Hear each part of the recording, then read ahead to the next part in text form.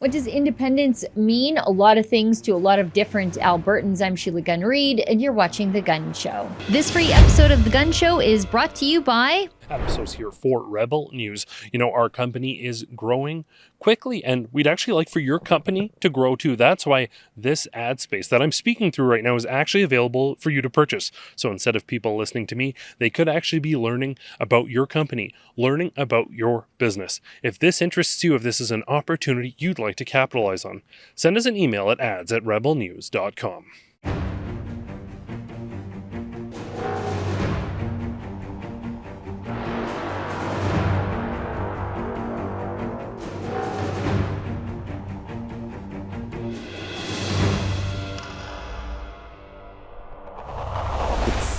The values. You look at Western values in Western society, and these are values we could all relate to, but they're old world values of grit and community and perseverance. It's a place where you can make a living with your back and your hands and a little bit of hard work. And it's a place of opportunity. And I think as Albertans, we're fiercely protective of that. The world's energy crisis has been grabbing newspaper headlines. In a nutshell, we're running short of petroleum resources and the prices are zooming upwards. My colleagues in the government and I have come reluctantly to believe that the price of oil in Canada must go up. This was Alberta. Origin of the Alberta separatist movement begins with the election of Pierre Trudeau as Prime Minister. It was a deliberate and malicious targeting of the West, which suited Pierre Trudeau just fine, just like it suits Justin Trudeau just fine. Sunny ways, my friends. Blackface. There is an actual hostile government towards Alberta. Why did your dad give everyone in Western Canada the middle finger? Really, in politics, you do have to make big decisions, and whenever you make big decisions, there's going to be people who agree with it and people who don't disagree with it. Plenty of people want to leave this country. It's not the kind of idea you'd expect to hear from someone who wants to win power and hold power. It is a radical idea. And you would normalize the discussion. And so maybe Alberta wouldn't have to go, because maybe the rest of the country and the rest of the world would say, whoa, don't go. Will you accept these changes instead? That's what happened for Quebec. There's no maple leafs west of the Manitoba border. Why do we have a maple leaf by unilateral decision on the Canadian flag? Think of how the American colonists were in 1775. That's how a lot of Albertans are today.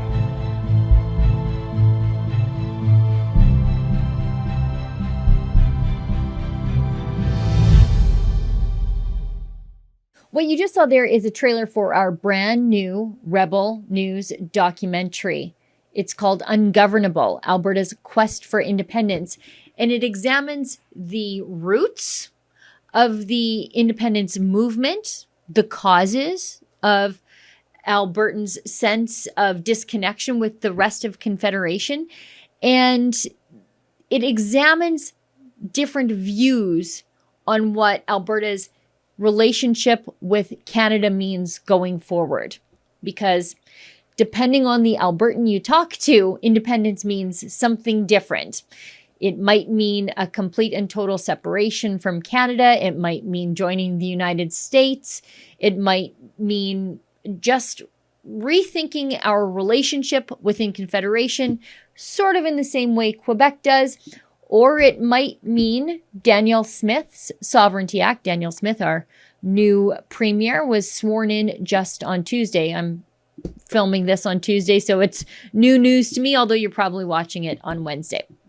So, getting back to the documentary. The documentary was made by our head of documentaries, Kian Simone, and he's got a very unique take because he's not from here. He's from here now, and he moved out here for freedom, like so many people have, since Alberta was a thing. People came here for freedom, and he came here for freedom during the pandemic because despite what our politicians tried to do, our people remained, as he points out, ungovernable and free. So joining me now in an interview we recorded earlier today is my friend Kian Simone. Take a listen. This free episode of The Gunn Show is brought to you by... Well, the remains of 215 children have been found in a mass grave in Canada. Many of you know that just over a year ago, the discovery of the remains of 215 children was found at the Kamloops Indian Residential School at the Tecumseh First Nation. But what if I were to show you that what I just said wasn't true, and that in fact, a year later, not a single body has been found? This mass grave is a painful reminder of the genocide. Canada's leaders aren't condemning the burning of churches. No, they're endorsing the burning of churches. A juvenile rib bone that surfaced in the same area.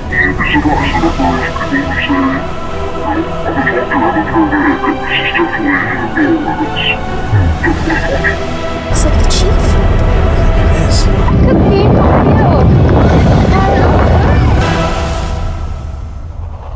So joining me now is my friend and colleague, someone I'm very, very proud of, Kian Simone. He's our Rebel News head of documentaries.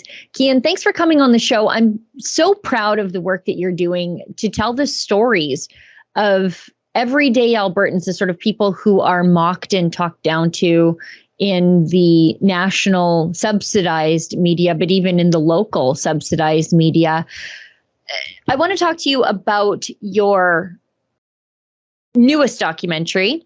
So we'll get into that in a second, but I think you really serve as a counterbalance to what the subsidized media is doing to the normals of, well, not just Alberta, but your last two documentaries have really focused on Alberta, but I think the normals of the world when we take into account your work on the Dutch farmer protests.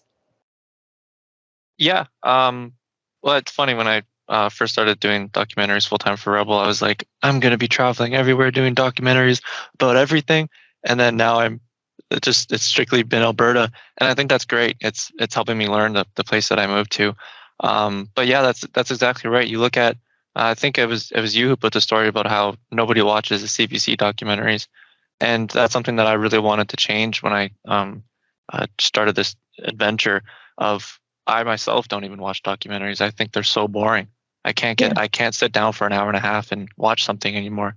And I think that's just because of attention span and the way that we consume media. But I wanted to add like another spin to it, where people my age and people younger than me, and of course people older than me, who could watch it all the way through and be able to leave and say, 1, I learned something. 2, I now know the truth. And 3, I'm going to watch the next one. And I think so far with the last two, and nobody's seen the second one yet, but I think I've accomplished that people are going to start being moved by longer form projects again. It's such a great point, because I used to like documentaries, but it felt like I quickly watched all the interesting ones, and like an entire world of documentaries. All of a sudden I was like, there's literally nothing to watch, because so many of the documentaries about Canada or produced in Canada always have a certain bend to them because they are National Film Board subsidized. So you're making government content and you're getting a grant from the government, and you only get a grant from the government if you're making something the government wants people to see. But in the end, the people really don't want to see it. Although it doesn't matter if it's a commercial success or failure, because the taxpayers paid for it all. That's exactly right. And the best way to put it is, take your most exciting Rebel video, and I'd say 70% of people would say, oh, I want to watch more of this. This is what the documentary adventure of the Rebel News is. It's our most exciting content in long form, so you get every single aspect of it. And you're right, there's no... The government of Canada isn't behind a single penny or a single minute or a single second. In fact, it seems as though we specifically produce things that the government hates and hates us for. And it's a really great point that, we have journalists. For example, you were embedded with the Coutts border blockade. And Sid Fizzard, he was there for over 2 weeks. I think you were there for 9 days. And you are rolling film the entire time. Now, you might only see 5 or 6 minutes of the most interesting things that happened that day in the report that came out of that day. But on any given day, you guys had hours and hours of exclusive footage, because the CBC, not only were they not going to make the trek down and just basically move to Coutts like you guys did, but nobody trusted them. So they weren't getting the inside story, and they were getting the things that they did report on completely wrong. So, for people who they've watched all of our Coutts coverage, for example, there's no possible way that they've seen all of our Coutts coverage, because we even have footage that still didn't make it into the latest documentary. We have hours that even, I've only ever seen with my eyes. I didn't even go through it on my camera because I just went through what I know of the story. There was so much stuff there of like more humanizing things that I couldn't even include, which was my biggest regret. Trying to, keep it compact in under 4-hour documentary. But yeah, that's exactly right. And that's the best part about venturing out to these longer projects is you get to put everything into it that otherwise you wouldn't see in a report. And that's why the Coutts documentary was the thing, because we couldn't even do reports. There was no service. So I said, I'm going to make one long report. And then I just ended up adding music, and I started cutting things out that weren't as interesting. So I was able to actually make like a theatrical, I hate that word, but a theatrical version of what the Coutts border blockade was. And we've been using Rebel News shorthand when we're saying Coutts documentary, but the documentary itself is called Trucker Rebellion, the story of the Coutts blockade, and that is available. That's available at truckerdocumentary.com. And even the premiere, the theatrical release of that, was a story in and of itself, because we had the truckers from the blockade show up in a limo and come in as stars of the show, and we didn't even know that was going to happen. It was excellent. Well, the first day that I found out we are going to have it in theaters, I sneakily texted one of the truckers. I had his number from down there. And I said, hey, I don't know if this would be interesting or weird for you, but I think we're going to play this in a theater. You should come. He said, yeah, maybe I'll come. Maybe I won't. Like, it was kind of still really hot back then of if he should show his face around anything. Sure. And then the day of, he's like, do you have an extra ticket? And I was like, I think so. And he's like, okay, well, I'm coming with 25 guys. I only have 24 tickets. And I was like, okay. And then, they pull up in a limo. That was crazy. It was crazy to see those guys walk in, and they walked in like heroes. And it was a stark disconnect between how we saw the politicians treating them, how we saw the mainstream media treating them, but how the normals of the world treated these guys. They knew what those truckers had done. They had ended the vaccine passports and all the medical and systemic discrimination that came along with it. They had ended that by their actions at the border, and they put themselves at great personal risk to do it. And when you saw how the normal people reacted, they knew the media had been lying to them. They knew that Jason Kenney had been lying to them about what happened at Coutts. And it was just so refreshing to see those guys treated like the heroes that they were.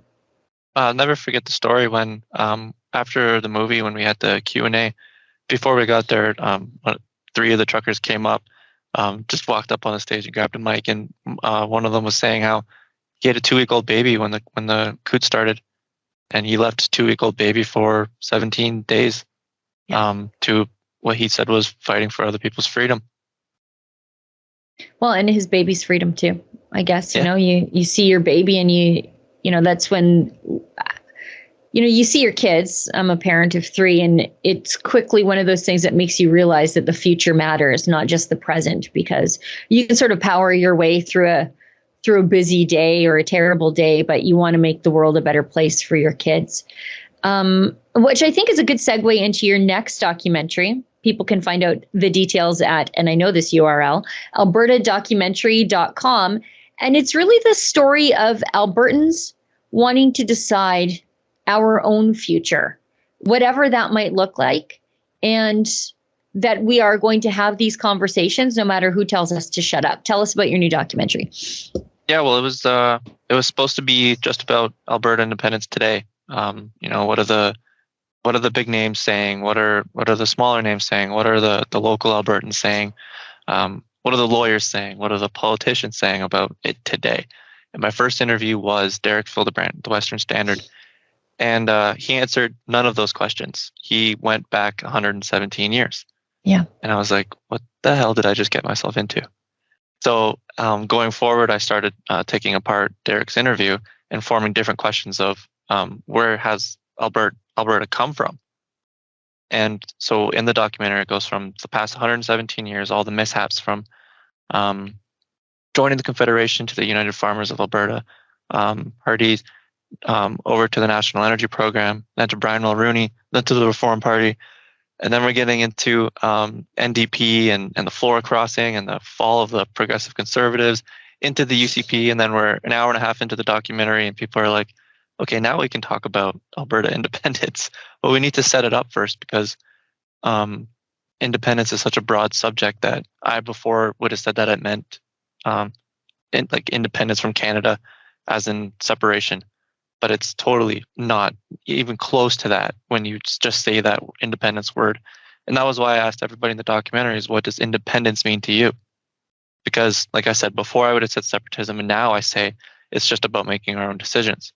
And that's sure something really easy to say is making our own decisions, but it goes all the way down from being a part of the pension plan to collecting our own income tax to the provincial police force. You can go on and on and on about all these like small, minuscule things that Albertans don't have that, let's say, Quebec has, or that we can't seem to get our oil and gas pumping up again in the way that it should or used to, or and that's because of the federal government and us not being able to make our own decisions.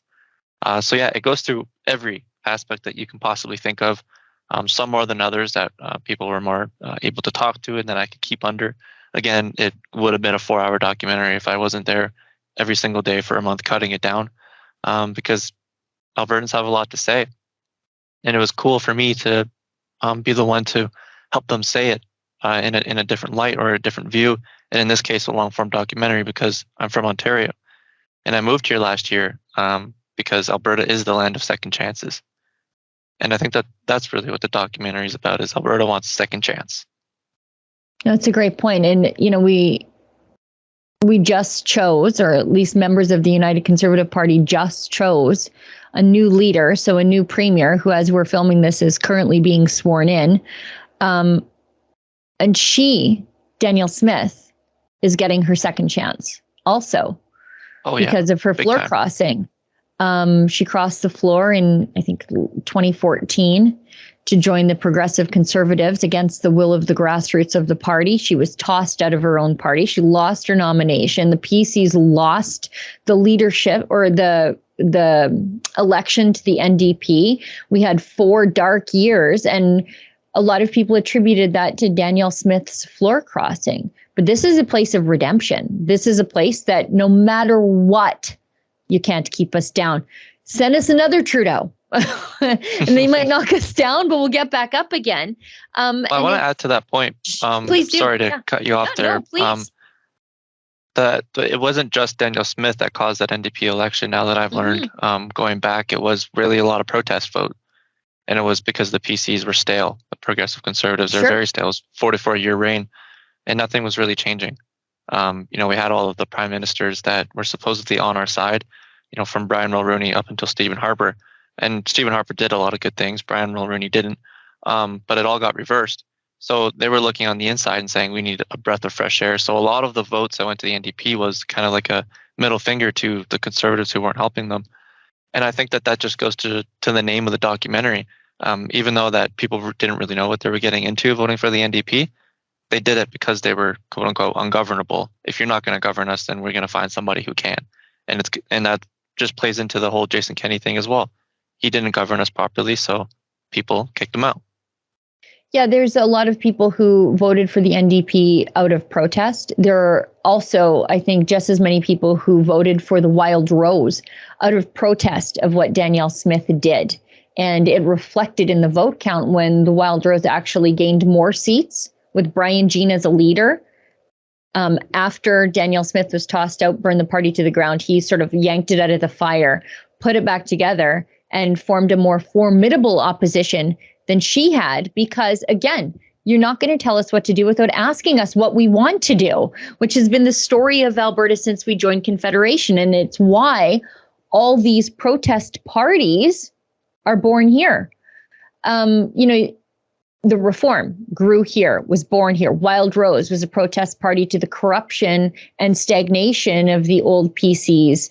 And it should be a lesson to Danielle Smith going forward that, okay, you are going to get thrown out if you don't do the things that you say you're going to do, like what just happened to Premier Jason Kenney. But also, Albertans are willing to burn it all down rather than violate their conscience. And Albertans are one of the only people that I know who would be able to build it back up properly. Yeah. That's why I don't think that they have much fear of burning it all down to the ground. Now, what was the one, like you, I say this all the time, every time I interview, but I'm always so fascinated because you don't come from here, but you're from here now. We like having you here. You're one of us. I call you a born again Albertan. I think that's what you describe yourself as. How much did you know when you came here? Like how much, you obviously knew, everybody knows that Albertans are prickly and we don't like it here for a bunch of different reasons. But how much did you know when you came here about just how much we really don't like the deal we're getting with Confederation? You know, if you asked me 4 years ago, it would have been, this place is full of rednecks. But if you asked me when COVID started, it was, I knew that the rednecks just wanted to be left alone. And so when COVID did start, and my local Walmart got taped up for non-essential items, I went there for laundry detergent and I couldn't buy it. That night, I called my girlfriend. I said, I'm leaving. And the next day I did leave. I had nowhere to go, nowhere to stay. And I knew that I had to get to Calgary because I could set myself up as a base there. And then I would be able to move out of the city and be left alone. And that's really, as you would sum it up and as I sum it up, that's what Albertan is. And I didn't necessarily know. I just knew that it was a concept here that people wanted to be left alone, but I didn't understand that it was like a legit political standpoint. Like, leave us the hell alone, stay off our lawn and stay out of our pockets. But it doesn't go to show, like when you say prickly, that doesn't mean your neighbor. That doesn't mean the person down the street. And that doesn't even mean someone who disagrees with you. Like, Albertans are so welcome. And I didn't think that before I came here. I really didn't think that would be the case. That this is like the place in Canada with the nicest people possible who will do anything for you if you're in trouble, who if the community has something going wrong with them, they're the first person to stand up. And I learned a lot of that, actually, not just when I came here, but during Cootes blockade. When Milk River had the neighboring protest, when they weren't allowed past the police barricade, there was a legit town there that they built of people who were cooking for each other and praying together. And it was like, it was such a weird thing to me that I knew that would never happen in Ontario. It would never happen in Quebec. And I would go to show that it might not even happen in Saskatchewan. That Alberta might just be the place that can only happen because the people here are so welcoming until you reach into their pocket for a bad reason. It's true. We're this strange contrast, but I think it comes down to don't tell us what to do because we know what's best for ourselves. That community, having a sense of community and being a community does not necessarily require a government telling you to be a community. And looking out for each other does not require a premier scolding us and telling us to stay home because that's the best way to look out for each other. And I think that's one of the reasons why us Albertans were just so darn ungovernable during the pandemic lockdowns is because, no, we already know how to look out for each other. And we like being part of a community. So don't tell us to deconstruct our community for reasons that don't make any sense to us. Exactly. I don't even think I have an answer to that. That was wasn't perfect. A question. And you know, like when you moved here, you sort of moved before Jason Kenney really started his pandemic crackdown. He brought me here. Yeah, because he sort of fancied himself to be the Christian literally Rome. him. Yeah. It was literally what he said. He said there will not be vaccine passports here. I think it was like actually the first kind of nudge was when he called out the Great Reset. Yeah. To the public, like it wasn't a hidden thing where he called it out. He released a statement. It was his Christmas address. Yeah, that exactly. And that was like, okay, I'm going there. You know, America's got Trump. I'm going to Alberta. Yeah. And this was 2019, or when he said it, it was 2020, December of 2020, was it? Yep. Yeah, 2020. America had Trump. I'm going to the Canadian Trump. And I got here and there was a little bit of lockdowns that I kind of understood at the time. Like not, I don't say I was pro lockdown, but like I just kind of understood the. You had to have some for so many to people placate. in a store. Yeah, to placate the fear or whatever. Yeah. But it wasn't terrible here. Just when I first got here, there was a little bit of lockdown, but it wasn't terrible. It was still livable. And Jason Kenney was still, not backing down on anything. And he's like, we're going to open. And we did open for the summer. What was it? The best summer ever or whatever? Open for summer. Yeah. Then came the fall of our discontent. Yeah. And then I was bragging to all my friends, bragging to my family. I was like, haha, keep those masks on, losers. And I'm in Banff just partying it up. Yeah. And then September 19th happened. And lockdown. No longer Trump. You know what, though?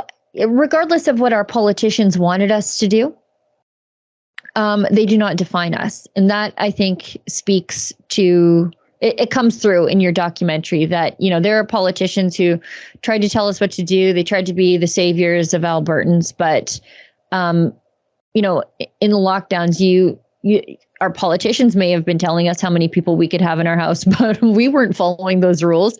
They were telling us, don't feed your unvaccinated friends and neighbors in your restaurant in small town, middle of nowheresville, Alberta, but they sure were. They were telling our pastors to turn away congregants, but they weren't.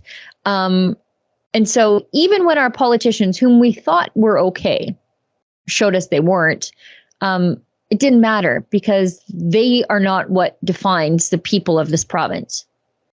And that's why it's the best place in Canada. That's why I named my documentary Ungovernable. Now, tell us, how do people get tickets to the documentary? Because as we're filming this on Tuesday, but it'll go to air on Wednesday, and we have a showing in Calgary on Wednesday, but that showing is already sold out. So we have two more showings. They're both very different. They're in the Edmonton area, but there's something for everybody there. Yeah, so on next week, October 19th, we're at Buffet Royale.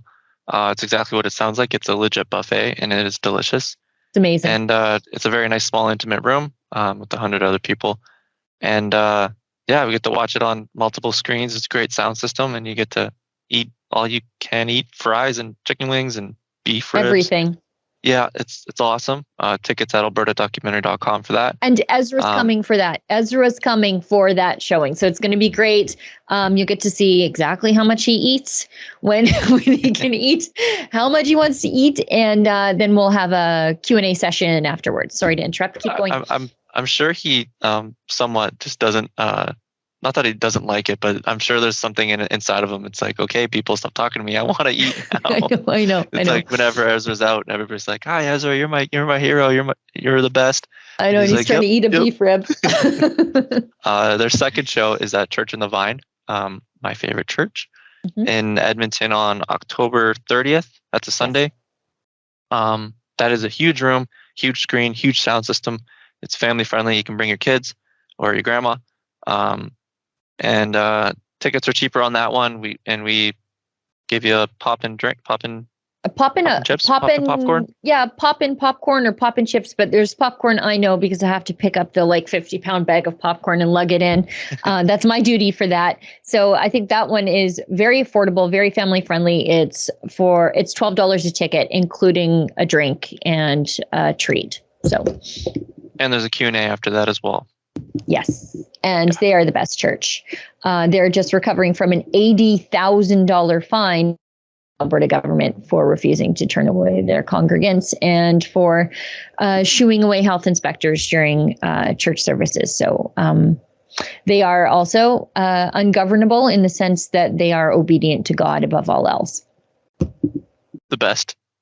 I feel so terrible plugging this after that, but we also have merch for the documentary, our Ungovernable t-shirts. Yes. If you're watching this and you're coming, definitely pick one of those up because those are so cool. They are. They're not just, if you have friends in other parts of the country who want to be left alone as much as me and Kian do, they're not, I mean, if you're Albertan, you'll recognize the image as distinctly Albertan. But if you're just somebody who wants to be left alone in the other parts of the country, the t-shirts are perfect. They're great.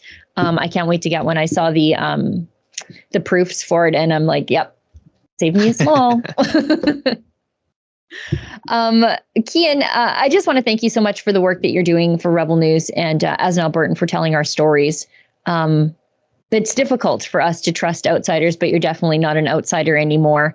We get a lot of people from other parts of the country telling us how to think and how to be and how to feel and defining who we are. But you hit the ground running as an Albertan, and we're so glad to have you. I appreciate that, Sheila. Thank you. And thank you for having me on. You got it. We'll talk again very soon. This free episode of The Gunn Show is brought to you by my mug. I know. It's pretty cool. So is this hoodie I got on, and you could have it on too if you check out our special website at rebelnewsstore.com. That's where you can see Freedom Focus hoodies that we have for you, beanies, cell phone cases, you name it, all while supporting our journalism, where we fight to bring you the other side of the story, as opposed to, being forced by the Trudeau government to fund leftist media out of your taxes. The truth is, without you and your generosity, there is no Rebel News. So again, if you like the reports that we bring you and that we also fight for freedoms in Canada, please consider doing some shopping, picking up some swag at rebelnewsstore.com. We appreciate your support. Remember, if you want information on tickets and show times for the last 2 showings of Ungovernable, Alberta's Quest for Independence, it's really easy. Just go to albertadocumentary.com, and I do hope to see you there. Now, this is the portion of the show where we welcome your viewer feedback. Unlike the mainstream media, we actually care about what you think about the work that we're doing. And so that's why I give out my email address at the end of every show. If you have a question, comment, story idea, or viewer feedback that you want read on air, it's really easy. Send it to Sheila@rebelnews.com. That's my direct email. And please put Gunn Show letters in the subject line so it's easy for me to find. Not that I'm lazy, I just get a lot of emails. So I got a ton of emails and feedbacks on my interview last week with DJ Sumanik. He is otherwise known as, or formerly known as, Yukon Strong. On Twitter, he's a firearms rights activist and hunting guide, and just an all-around generally good guy. And I've got a bunch of letters, so I'll read 2. One's long, one's short, both great. First one is from Mark Murray. Mark says, "Hey Sheila, great show regarding firearms on Wednesday. I caught your show on a podcast as my schedule as a trucker," we love truckers over here at Rebel News, "keeps me busy and sometimes unable to see the video show. As a firearms owner, I'm deeply concerned with this legislation. In my opinion, the Liberals are trying to disarm the country because an unarmed citizen is very easily controlled.